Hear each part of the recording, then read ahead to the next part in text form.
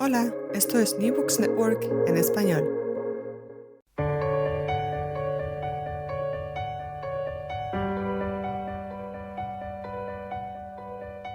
Todo comenzó ayer. Un podcast de la Asociación Española de Historia Económica.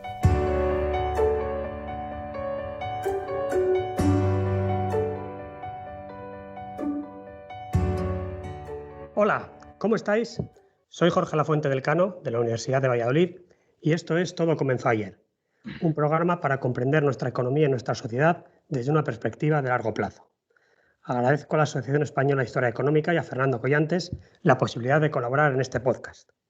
Y hoy nos acompaña Carmen Sarasúa, profesora titular de Historia e Instituciones Económicas en la Universidad Autónoma de Barcelona. ¿Qué tal, Carmen? Buenas tardes. Carmen Sarasúa es una especialista en la estructura de la ocupación y la tasa de actividad de las mujeres en los siglos XVIII y XIX. Y es autora, entre otras muchas obras, del libro Criados, nodrizas y amas, el servicio doméstico en la formación del mercado de trabajo madrileño, publicado en 1994, o más recientemente del artículo Trabajo de la mujer y cambio estructural, estructura ocupacional en la España del siglo XVIII, publicado en 2019 en la Economic History Review. Y hoy nos visita para hablar del libro Salarios que la ciudad paga al campo, las nodrizas de las inclusas en los siglos XVIII y XIX, publicado por la Universidad de Alicante, del que es editora, y en el que participan con más de 15 autores miembros del proyecto de investigación titulado La estructura de la ocupación y el ingreso en el largo plazo, redefiniendo la modernización económica y los niveles de vida en España 1750-1975. Carmen, vamos a hablar en primer lugar del fenómeno de las inclusas o casas de expósitos. En el libro aparece una relación cronológica y espacial de estas instituciones en España. ¿Qué importancia llegaron a tener en los siglos XVIII y XIX?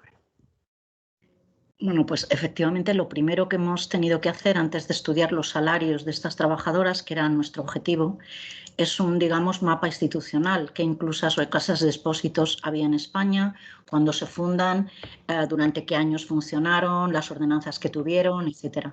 Hemos reunido una información exhaustiva sobre todas estas instituciones que nos ha hecho entender su importancia, que es mucho mayor de la que pensábamos en un inicio. Están presentes no solo en todas las ciudades, sino en muchas grandes localidades rurales, y las múltiples funciones que cumplen. Fueron sin duda la principal institución de beneficencia en una época en la que recurrir a la beneficencia no era, como hoy podemos pensar, algo para población marginal. Es decir, es la inmensa mayoría de la población del antiguo régimen tiene contacto y recurre con frecuencia a la beneficencia. No solamente en España tuvieron una presencia importantísima, existieron en toda Europa. Parece ser, por la literatura lo sabemos, que sobre todo en la Europa católica, más que en la Europa protestante, aunque también existen, y estamos ahora empezando a ver y a estudiar que también en la América hispana, por iniciativa de obispos, arzobispos y tal, se fundan inclusas.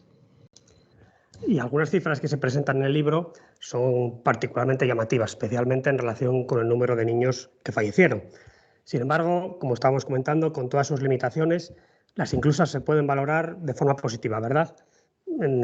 Cito, porque aparecen caracterizadas en el libro como un pilar de la atención social, precursor del moderno estado del bienestar. ¿Es así?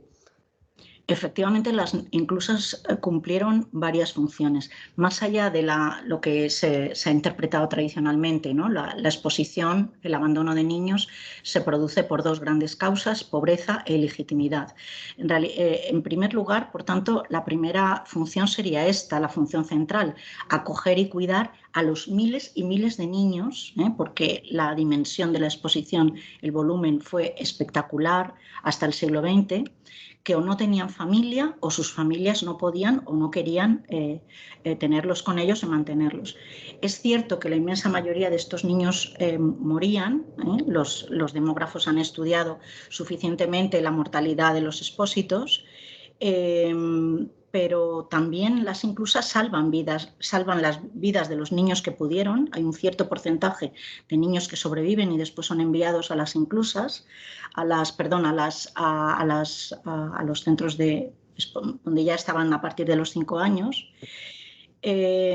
Además, ayudaron, bueno, salvaron, por tanto, la vida de estos niños, acabaron con el infanticidio, que fuera de Europa ha sido siempre una práctica muy extendida, pero que en Europa, una vez que existen los hospitales, las inclusas, deja de haber un incentivo para cometer un gran pecado mortal como era el infanticidio, se convierte en nada en términos morales, en términos legales, porque el niño en todo caso morirá una vez que ya ha pasado a cargo de esta institución.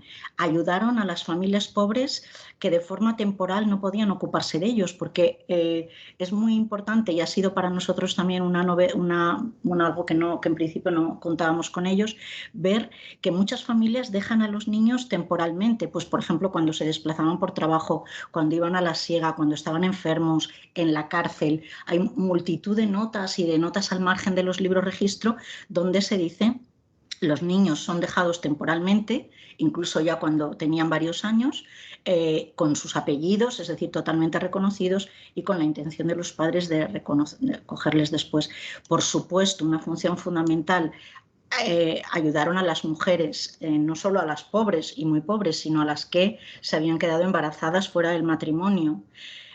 Y, como vemos en nuestro libro, dieron empleo a decenas de miles campesinas y urbanas, por tanto, una fuente de ingresos para las economías pobres. Es decir, que cumplieron numerosas funciones y hay que decir que lo hicieron, sobre todo quienes gestionan los grupos de personas, tanto eclesiásticos como civiles que los gestionaron, lo hicieron de forma altruista, dentro de todas las restricciones, con una eficacia considerable y muy respetuoso, de forma muy respetuosa con los niños, con sus familias y con estas trabajadoras. En cualquier caso, la investigación no se centra en las inclusas, de las que nos acabas de hablar, sino en las nodrizas contratadas. Estamos hablando de un estudio de 2 siglos que recorre todas las provincias españolas. ¿Se podría, por lo tanto, hacer un perfil genérico de estas mujeres? Tenemos un fuerte predominio de las nodrizas de zonas rurales y de ahí el título del libro. Sí, nuestro primer objetivo efectivamente no era estudiar, no ha sido estudiar ni las inclusas ni los expósitos, sino algo que mucho más desconocido, que son las condiciones de trabajo de las nodrizas que estaban empleadas en estas instituciones y en concreto sus salarios. Estas nodrizas, si me preguntas por el perfil, por las características, por los hogares de estas nodrizas, eran las que ganaban menos de todas las nodrizas, porque si las comparamos, por ejemplo, las que trabajaban para familias particulares, pues ganaban mucho más. Ellas eran las que ganaban menos. Pero elegimos esta ocupación, la ocupación de las nodrizas, de las inclusas, por varias razones. Primero, por el volumen, porque como estamos viendo, como has visto en el libro, estaba extendidísima, no solo en el campo, sino en la ciudad. Estamos hablando de decenas de miles. Por tanto, estudiar esta ocupación y sus salarios pues era representativo y relevante y nos podía permitir hacer algún tipo de hipótesis sobre, y cálculo sobre qué representó estos ingresos para las economías familiares. Pero además, sobre todo, porque estos salarios, como explicamos en el libro, resuelven muchos de los problemas tradicionales del estudio de los salarios. Son, en primer lugar, completamente monetarios. No hay parte en especie, por tanto no hay que imputar un valor a la parte en especie del salario. No son salarios estacionales, por tanto son salarios que se cobran al mes durante todo el año. No hay un problema, por tanto, de calcular el tiempo de trabajo, ni los días al mes, ni las horas al día. Es cierto que muchos niños morían, pero en ese momento, pero si la nodriza quería, en ese mismo día sacaba otro niño, por tanto el salario no se interrumpía. Y además son, precisamente por todas estas características, muy fácilmente comparables con las de trabajadoras de todo el mundo. Todas son pagadas por hacer el mismo trabajo. Y hay que decir también que aunque son salarios que pagan instituciones, son salarios completamente de mercado. Cada vez que su capacidad de compra se ve mermada por la inflación, tienen que subir, porque las nodrizas van a tener una capacidad, una herramienta de presión muy eficaz, que es que además la van a utilizar constantemente, que es devolver el niño.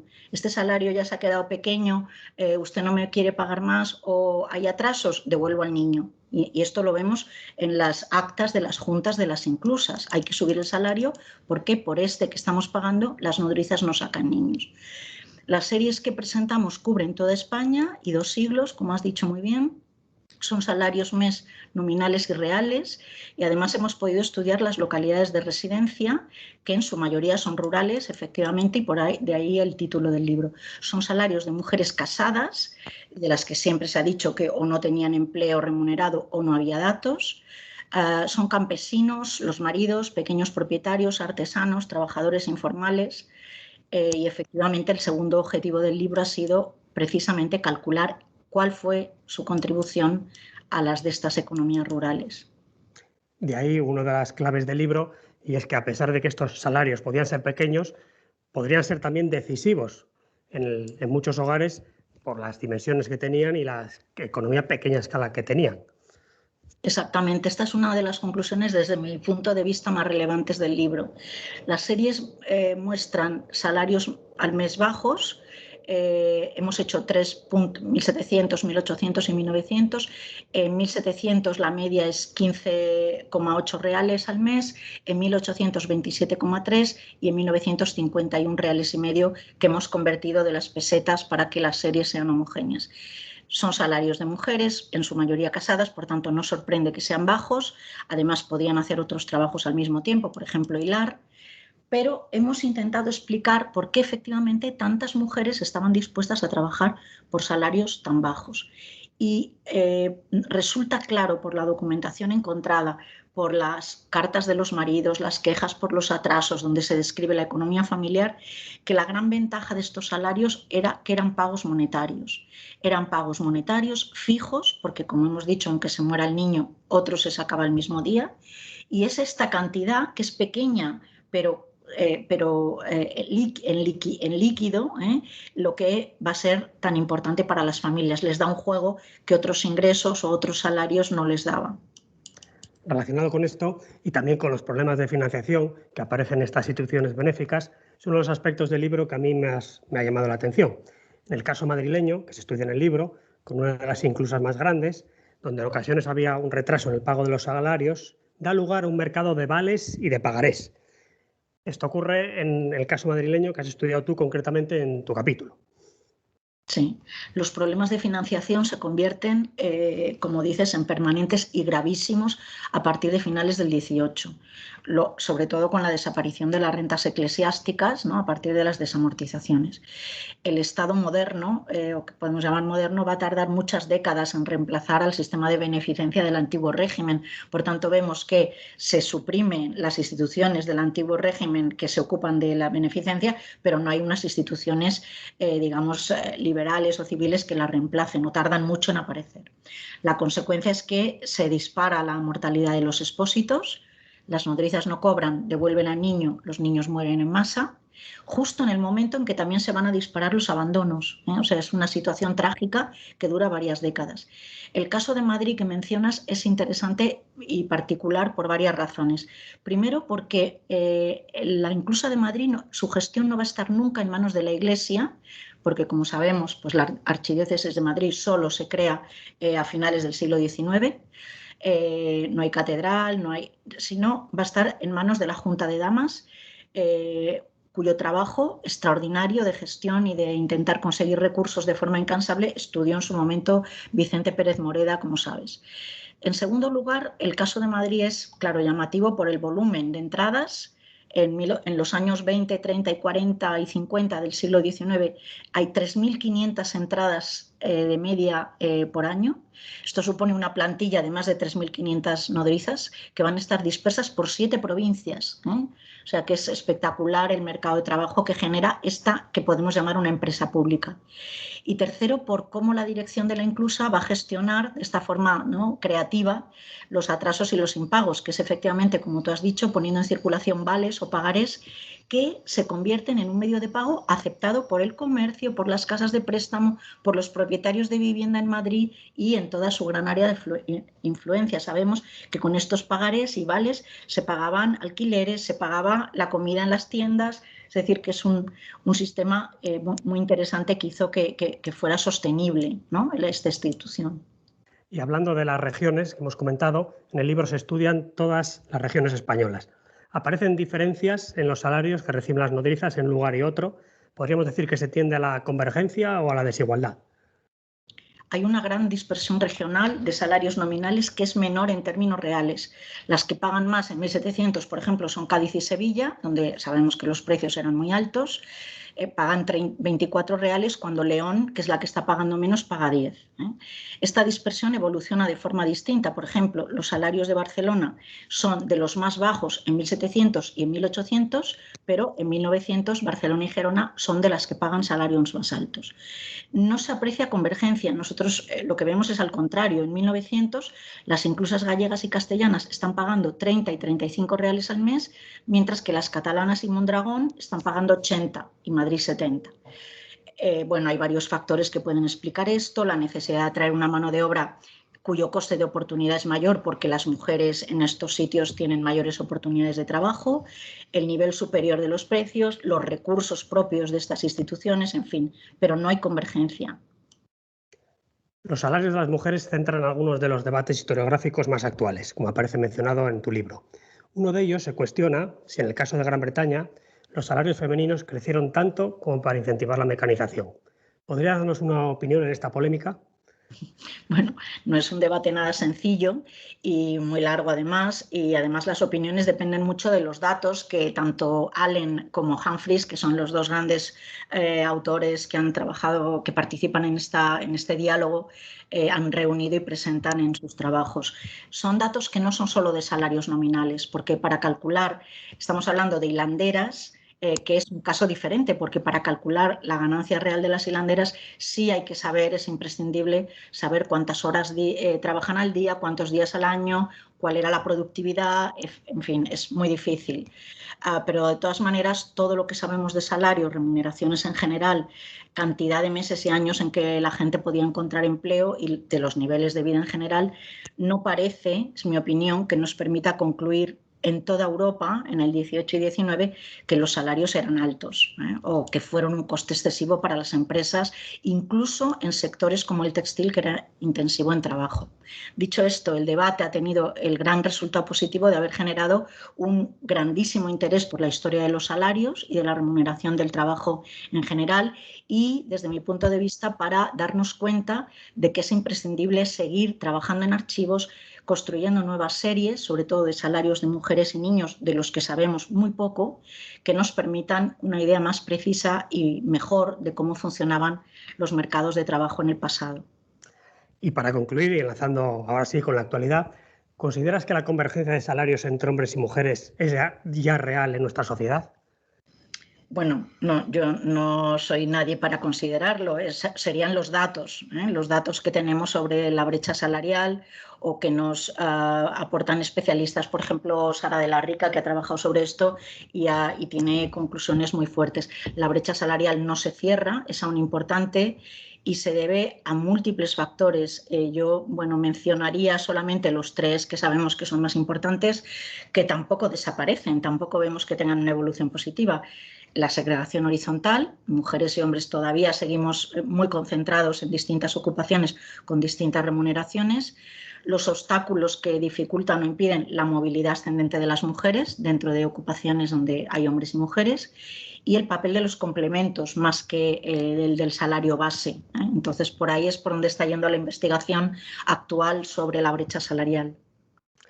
Carmen Sarasúa, profesora de la Universidad Autónoma de Barcelona y autora del libro Salarios que la ciudad paga al campo, las nodrizas de las inclusas en los siglos XVIII y XIX, publicado por la editorial de la Universidad de Alicante. Muchas gracias por estar con nosotros en el programa de hoy.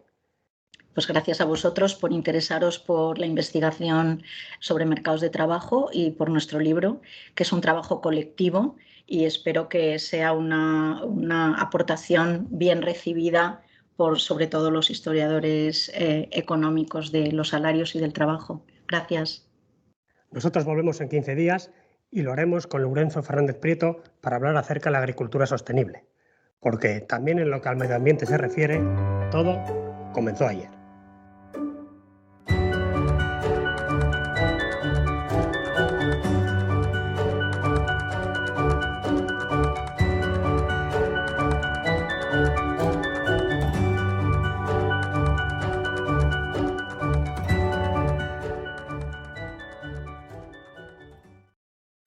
Gracias por escuchar New Books Network en español.